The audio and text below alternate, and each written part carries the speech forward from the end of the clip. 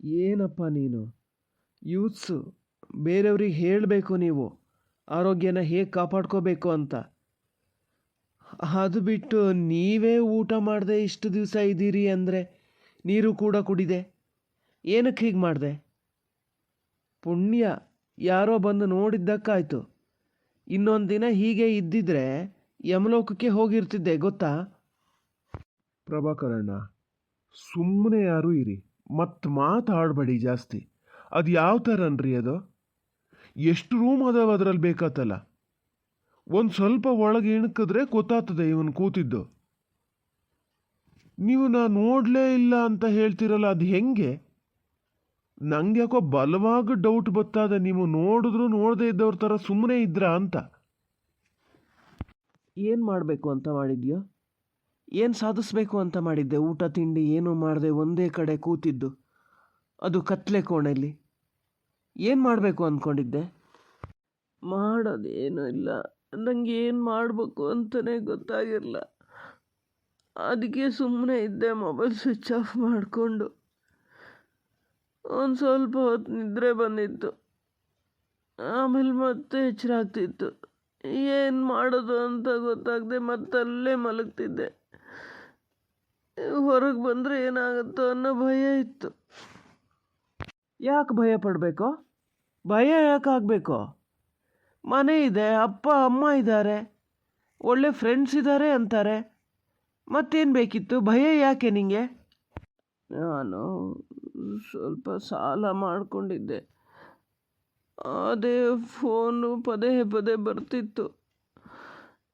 ಅದಕ್ಕೆ phone switch off ಮಾಡ್ಕೊಂಡು ಅಲ್ಲೇ ಇದ್ದೆ ನಾನು.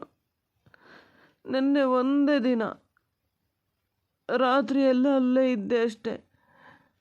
ಬೆಳಗ್ಗೆ ಆಗುವಾಗ ಬಂದಾರೆ ಇವರು. ನಿನ್ನೆ ಮಧ್ಯಾಹ್ನ ತನಕನೂ ನಾನು ಅಜ್ಜಿ ಮನೆಯಲ್ಲೇ ಇದ್ದೆ. ಅಲ್ಲಿ ಪದೇ ಪದೇ ಫೋನ್ ಬರ್ತಿತ್ತಲ್ಲ, ಅವ್ರಿಗೆ ತೊಂದರೆ ಆಗ್ತದೆ ಅಂತೇಳಿ ನಾನು ಎಲ್ಲಿದ್ದೆ. ಸ್ವಿಚ್ ಆಫ್ ಮಾಡ್ಕೊಂಡು ಅಲ್ಲಿ ಮಲಗಿದ್ರೆ ಯಾಕೆ ಅಂತ ಕೇಳ್ತಾರೆ ಅವರು. ರಗಳೆ ಬೇಡ ಅಂತ ಅದಕ್ಕೆ ನಾನು ಇಲ್ಲಿದ್ದೆ. ಇಷ್ಟೆಲ್ಲ ಆಗ್ತದೆ ಅಂತ ನಂಗೆ ಗೊತ್ತೇ ಆಗಲ್ಲ. ಸುಮ್ಮನೆ ಇರಪ್ಪ, 20 ವರ್ಷದ ಹುಡುಗ ನೀನು. ಇಷ್ಟೆಲ್ಲ ಒಂದು ದಿವಸಕ್ಕೆ ಒಂದು ರಾತ್ರಿಗೆ ಎಲ್ಲ ಇಷ್ಟು ಸುಸ್ತು ಆಗಲ್ಲ ನೀನು. ನಿನಗೆ ಮರ್ತೋಗಿದೆ. 2 ದಿನ ಇದೀಯ ನೀನಲ್ಲೇನೆ. ಹೌದೇನೋ, ನನಗೆ ಅಂತ ಸರಿ ಗೊತ್ತಿಲ್ಲ. ಈ ಜ್ವರ ಬಂದಂಗೆ ಆಗಿದ್ದೊಂದು ಗೊತ್ತಿತ್ತು, ಆಮೇಲೆ ಏನಾತಂತ ನಂಗೆ ಗೊತ್ತೇ ಇಲ್ಲ.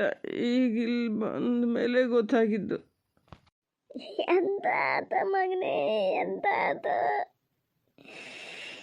ಇಲ್ಲಿ ಎಂತಕ್ಕೆ ತಂದು ಆಸ್ಪತ್ರೆಗೆ ಸೇರಿಸಿದ್ದಾರೆ? ಎಂತ ಅಂತ ನೋಡಲಿ ನಾನು ಬಡ್ಕೊಂಡೆ ನನ್ನ ಮಗೆಲ್ಲ ಹೋಗೇನೆ ನೋಡಿ ಅಂತ ನನ್ನ ಮಾತು ಯಾರು ಕೇಳಲ್ಲ. ಮೀನಾಕ್ಷಕ್ಕ, ಆಸ್ಪತ್ರೆ ಇದು, ನಾವೊಬ್ಬರೇ ಅಲ್ಲ. ಬೇರೆ ಬೇರೆ ರೂಮಲ್ಲಿ ಬೇರೆ ಬೇರೆ ಪೇಷಂಟ್ ಎಲ್ಲ ಇರ್ತಾರೆ. ಡಾಕ್ಟ್ರ್ ಬಂದರೆ ಈಗ ನಿಮಗೊಬ್ಬರಿಗಲ್ಲ, ಎಲ್ಲರಿಗೂ ಸೇರಿಸಿ ಬೈತಾರೆ. ಏನೂ ಆಗಲ್ಲ, ಆರಾಮದಾನೆ. ಸುಮ್ಮನೆ ಇರಿ ಸ್ವಲ್ಪ ಹೊತ್ತು. ಈಗ 10 ರಂಪ ಮಾಡೋದಕ್ಕೂ ಏನೂ ಚೇಂಜ್ ಆಗಲ್ಲ. ನಿತ್ಕೊಳ್ಳಿ, ಅಲ್ಲಿ ಡಾಕ್ಟ್ರ್ ಏನೋ ಮಾತಾಡ್ತಾ ಇದ್ದಾರೆ. ಸ್ವಲ್ಪ ಹೊತ್ತು ಅಯ್ಯೋ, ಹೇಳಿದ ಮಾತೇ ಕೇಳಲ್ಲ ಅಂತೀರಲ್ಲ. ನೀ ತೆಗಿಯ ಕೈ ಒಟ್ಟಕ್ಕೆ ಬರ್ತಾನೆ ಈಗ ಹೇಳಕ್ಕೆ. ಫಸ್ಟ್ ನನ್ನ ಮಗನ ನೋಡ್ಕೊತೀನಿ ನಾನು. ಚೋಟ, ಎಂತ ಮಗನೇ, ಎಂತ ಹೆಂಗಿದ್ದೀಯ? ಯಾಕೆ ಈ ಥರ ಮಾಡ್ದೆ ನನ್ನ ಹೇಳ? ಯಾರಮ್ಮ ನೀವು? ದಿಢೀರ್ ಹೀಗೆ ಒಳಗೆ ಬಂದು ತೊಂದರೆ ಕೊಡಬೇಡಿ. ಪೇಷಂಟ್ ಇರುವಾಗ ಹೇಗೆ ಮಾತಾಡಬೇಕು ಅಂತ ಗೊತ್ತಾಗಲ್ವಾ ನಿಮಗೆ? ನಾ ಹೇಳಿದ್ನಲ್ಲ ಯಾರನ್ನು ಒಳಗೆ ಬಿಡಬೇಡಿ ಅಂತ. ಯಾರು ನಿಮ್ಮನ್ನು ಒಳಗೆ ಬಿಟ್ಟಿದ್ಯಾರು? ಯಾರು ಎಂತಕ್ಕೆ ಬಿಡ್ಬೇಕ್ರಿ ಡಾಕ್ಟ್ರೆ? ನನ್ನ ಮಗನ್ನ ನೋಡಕ್ಕೆ ಬೇರೆ ಯಾರು ಎಂತಕ್ಕೆ ನಾನು ಬಿಡಬೇಕು ಅಂತ? ಏನಾಗಿದೆ ಹೇಳಿ, ಅವನಿಗೆ ಏನಾಗಿದೆ? ಏನೂ ಆಗಿಲ್ಲ, ಜ್ವರನೇ ಜಾಸ್ತಿ ಆಗಿತ್ತು. ಅಲ್ಲೇ ಸ್ವಲ್ಪ ಅನ್ಕಾನ್ಷಿಯಸ್ ಆಗಿದ್ರು ಅಂತ ಕಾಣುತ್ತೆ. ಮತ್ತೇನು ತೊಂದರೆ ಆಗಿಲ್ಲ ಅವರಿಗೆ. ನಾನಿಲ್ಲಿ ಟ್ರೀಟ್ಮೆಂಟ್ ಕೊಡ್ತಿದ್ದೀನಿ ಅಲ್ವಾ, ನೀವು ಹೊರಗಡೆ ಇರಿ. ಈಗ ಯಾರೂ ಅವ್ರ ಹತ್ರ ಮಾತಾಡೋಕ್ಕಾಗಲ್ಲ. ನಾನು ಹೇಳ್ತೀನಿ ಯಾವಾಗ ಮಾತಾಡ್ಬೋದು ಅಂತ. ಅನಿಲ್ ಅವರೇ, ಕರ್ಕೊಂಡೋಗಿ ಇವರನ್ನು ಹೊರಗಡೆ. ನಾವು ಹೇಳಿದ ಮಾತು ಕೇಳೋದೇ ಇಲ್ಲ ಅಂತೀರಿ. ಹೇಳ್ತಿದ್ದೀನಿ ಏನು ತೊಂದರೆ ಆಗಲ್ಲ ಅಂತ. ನೀನು ಹೇಳಪ್ಪ, ನೀನು ಹೇಳು.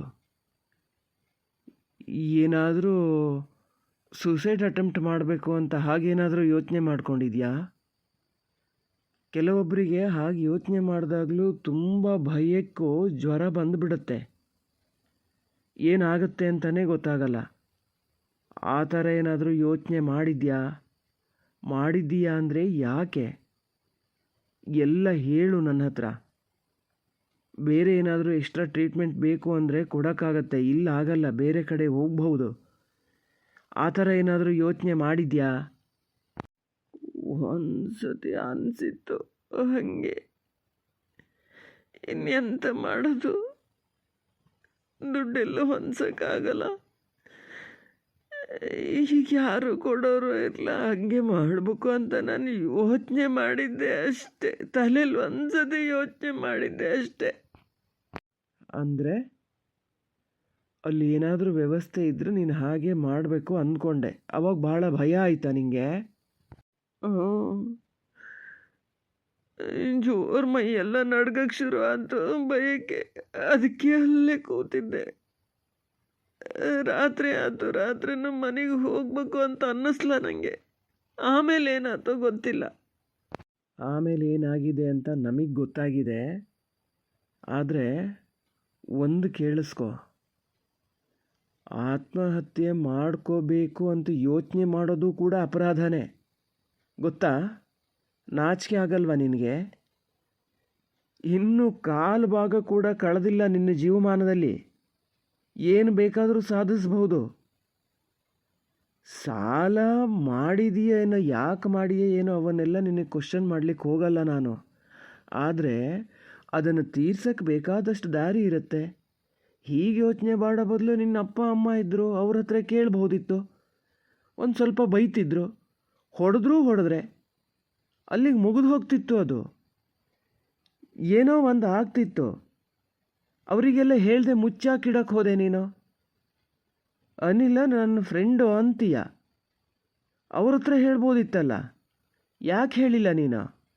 ನೀವು ಮಾಡೋದು ತಪ್ಪು. ಇದನ್ನೇ ಯೂತ್ಸು. ಎಲ್ಲಿ ಪರಿಹಾರಕ್ಕೆ ದಾರಿ ಇದೆಯೋ ಅದನ್ನು ಹುಡ್ಕಲ್ಲ ನೀವು.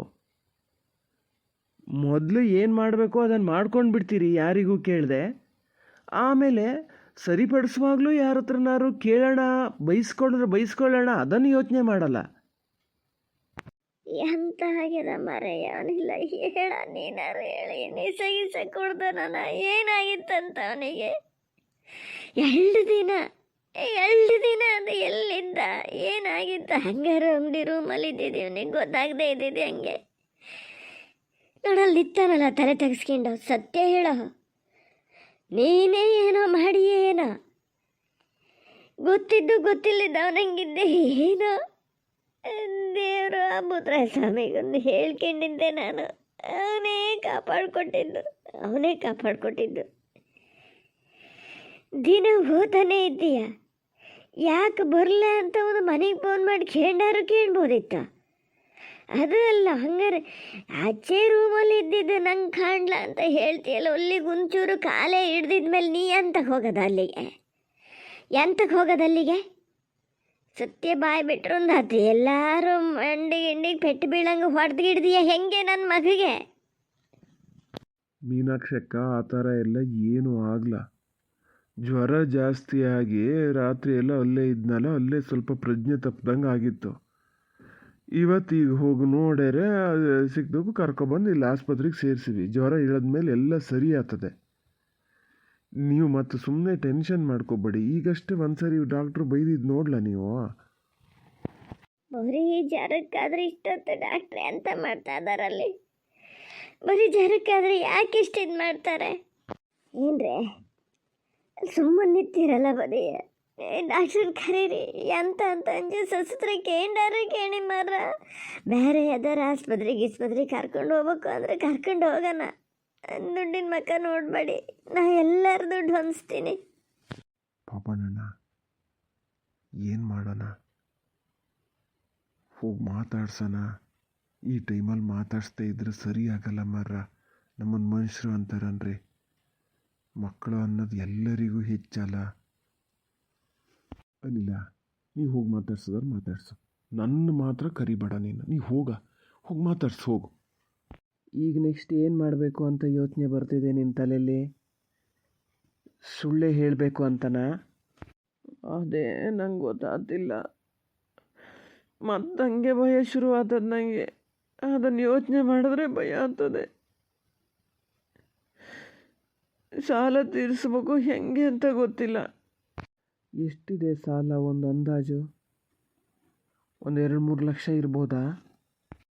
ಇಲ್ಲ, ಜಾಸ್ತಿ ಅದೇ. 6-7 ಲಕ್ಷನೇ ಅದೇ. ಯಾರು ಕೊಡ್ತಾರಷ್ಟು? ಅದೇ ಭಯ ಆಗದು ನನಗೆ. ಯಾರು ಕೊಡ್ತಾರೆ ಅಂದರೆ ಫಸ್ಟು ನಿಮ್ಮ ಅಪ್ಪ ಅಮ್ಮಂಗೆ ಹೇಳು ಹೀಗಿದೆ ಅಂತ. ಅವ್ರು ಏನಾದರೂ ಒಂದು ದಾರಿ ತೋರಿಸ್ತಾರೆ. ನನಗೆ ಭಯ ಆಗುತ್ತೆ ಅಂತ ಸುಮ್ಮನೆ ಮಲ್ಕೊಂಡ್ಬಿಟ್ರೆ ಸಾಲ ಮಾಡಿದ್ದು ಹೋಗತ್ತಾ? ಅಷ್ಟು ಸಾಲ ಮಾಡುವಾಗ ಯೋಚನೆ ಮಾಡಬೇಕಿತ್ತು. ಇದು ಆನ್ಲೈನ್ದೇ ಎಫೆಕ್ಟ್ ಅಂತ ಕಾಣುತ್ತೆ ಅಲ್ಲ? ಶೇಖರಣ್ಣ, ಏನೂ ಆಗಿರಲ್ಲ. ಆ ಸಂದಿಲ್ಲಿ ಹೋಗಿ ಕೂತಾನ. ಆ ಹಾಳೆದೆಲ್ಲ ಸ್ವಲ್ಪ ಘಾಟೆಲ್ಲ ಇತ್ತು. ಅದೇ ಇದಕ್ಕೆ ಜ್ವರನೂ ಬಂದದೆ, ಭಯನೂ ಆಗಿದೆ. ನನಗನ್ನಿಸ್ತದೆ ಅವೆಲ್ಲೋ ಸ್ವಲ್ಪ ಸಾಲ ಮಾಡಿರ್ಬೇಕು, ಅದಕ್ಕೆ ಭಯ ಬಿದ್ದಾನೆ ಅಂತ ಕಾಣ್ತದೆ. ನಿಧಾನದಿಂದ ವಿಚಾರಿಸಿ ಎಷ್ಟು ಸಾಲ, ಏನು ಎತ್ತ ಅಂತ. ಆಮೇಲೆ ಅದನ್ನು ತೀರ್ಸೋ ಪ್ರಯತ್ನ ಮಾಡಬೇಕು. ಈಗ ಸದ್ಯಕ್ಕಂತೂ ಅವನಿಗೇನು ಬೈಯಕ್ಕೆ ಹೋಗಬೇಡಿ. ಈಗ ಬಿಡು, ಆ ಆಲೋಚನೆ ಎಲ್ಲ ಬಿಟ್ಬಿಡು. ಸ್ವಲ್ಪ ಹೊತ್ತು ಆರಾಮಾಗಿ ನಿದ್ರೆ ಮಾಡು. ನಾಳೆ ಅನ್ನುವಾಗ ನಿಧಾನದಿಂದ ಯೋಚನೆ ಮಾಡೋಣ ಏನು ಮಾಡ್ಬೋದು ಅಂತ. ಸಾಲ ಎಲ್ಲ ಅದು ಒಂದು ಲೆಕ್ಕನಾ ನಿಮಗೆ?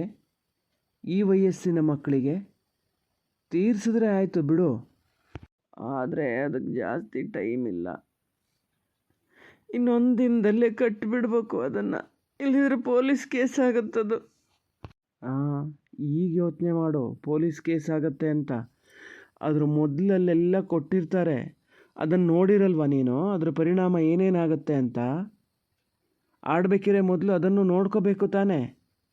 ಏನು ಅಂತ ಅಗತ್ಯ ಏನಿತ್ತು ನಿನಗೆ? ಇರೋದ್ರಲ್ಲೇ ಏನು ಕಷ್ಟಪಟ್ಟು ದುಡಿತೀಯೋ ಅದರಲ್ಲೇ ತೃಪ್ತಿಯಿಂದ ಇರೋಣ ಅನ್ನೋದು ಬೇಡವಾ ನಿಂಗೆ ತಲೆಯಲ್ಲಿ? ಆರಾಮಾಗಿ ಕಳಿಬೇಕಾದ ಟೈಮ್ ಇದು. Student life is golden life ಅಂತಾರೆ. ಅಂಥದ್ರಲ್ಲಿ ನೀನು ಇದನ್ನು ಹಾಳು ಮಾಡ್ಕೋತಿದ್ದೀಯಲ್ಲ. ಇಲ್ಲ, ನಂಗೆ ಸ್ವಲ್ಪ ಮನೆ ಕಡೆ ಜವಾಬ್ದಾರಿ ಇತ್ತು. ಜವಾಬ್ದಾರಿ ಇರೋರು ಮಾಡೋ ಕೆಲಸನ ಇದು? ಜವಾಬ್ದಾರಿ ಇರೋರು ಮಾಡೋ ಕೆಲಸನೇನಾ ಇದು? ಡಾಕ್ಟ್ರೇ, ನಂಗೊಂದು ಹೆಲ್ಪ್ ಮಾಡ್ತೀರಾ? ಸ್ವಲ್ಪ ಹೊತ್ತು ನನ್ನ ಹತ್ರ ಯಾರು ಏನು ಮಾತಾಡೋದೇ ಬೇಡ. ನಂಗೆ ಗೊತ್ತಿಲ್ಲ, ಅಲ್ಲಿ ಹೊರಗಡೆ ಬಂದಿರ್ತಾರೆ. ಇಲ್ಲಿ ಬಂದು ಮಾತಾಡಿದ್ರೆ ಅವರಿಗೆಲ್ಲ ಏನು ಹೇಳಬೇಕು ಅಂತಲೇ ಗೊತ್ತಾಗಲ್ಲ ನನಗೆ. ಯಾರನ್ನೂ ಒಳಗೆ ಬರೋಕ್ಕೆ ಬಿಡಬೇಡಿ ಪ್ಲೀಸ್. ಸದ್ಯಕ್ಕೆ ನೀನು ಸುಸ್ತಾಗಿದೆಯಾ? ನೀನು ಹೇಳದೇ ಇದ್ದರೂ ನಾನು ಹೇಳ್ತಿದ್ದೆ ಯಾರು ಒಳಗಡೆ ಬರಬೇಡಿ ಅಂತ. ಆದರೆ ಇದೇ ಮುಂದುವರಿಯಲ್ಲ. ಸ್ವಲ್ಪ ಹೊತ್ತಿನ ನಂತರ ಎಲ್ಲರೂ ಬಂದೇ ಬರ್ತಾರೆ. ಅವಾಗ ಏನು ಹೇಳಬೇಕು ಅನ್ನೋದನ್ನು ಡಿಸೈಡ್ ಮಾಡು ನೀನು. ಡಿಸೈಡ್ ಅಂತ ಏನಿಲ್ಲ, ಇರೋ ಫ್ಯಾಕ್ಟ್ ಏನಿದೆಯೋ ಅದಷ್ಟನ್ನು ಹೇಳಿಬಿಡು. ಯಾರ ಹತ್ರ ಅಲ್ಲದೆ ಇದ್ದರೂ ನಿಮ್ಮ ಅಪ್ಪ ಅಮ್ಮನ ಹತ್ರ ಬೈಬೋದು, ಸಿಟ್ಟು ಮಾಡ್ಬೋದು, ಮುಗಿದು ಹೋಗುತ್ತದೆ ಅಲ್ಲಿಗೆ. ಒಂದು ಸುಳ್ಳು ಮುಚ್ಚೋಕ್ಕೆ ಇನ್ನೊಂದು ಸುಳ್ಳು, ಅದನ್ನು ಮುಚ್ಚೋಕ್ಕೆ ಇನ್ನೊಂದು ಸುಳ್ಳು, ಆ ಥರ ಹೇಳ್ತಾ ಹೇಳ್ತಾ ಸುಳ್ಳಿನಿದ್ರಲ್ಲೇ ಇರಬೇಕಾಗತ್ತೆ. ಒಂದು ಕ್ಷಣನೂ ನೆಮ್ಮದಿಯಿಂದ ಇರೋಕ್ಕಾಗಲ್ಲ. ಸರಿ ಸರಿ, ಈಗ ಮಲ್ಕೋ. ನಾನು ಅನಿಲ್ ಅವ್ರಿಗೆ ಹೇಳ್ತೀನಿ, ಅವರೆಲ್ಲ ಮ್ಯಾನೇಜ್ ಮಾಡ್ತಾರೆ.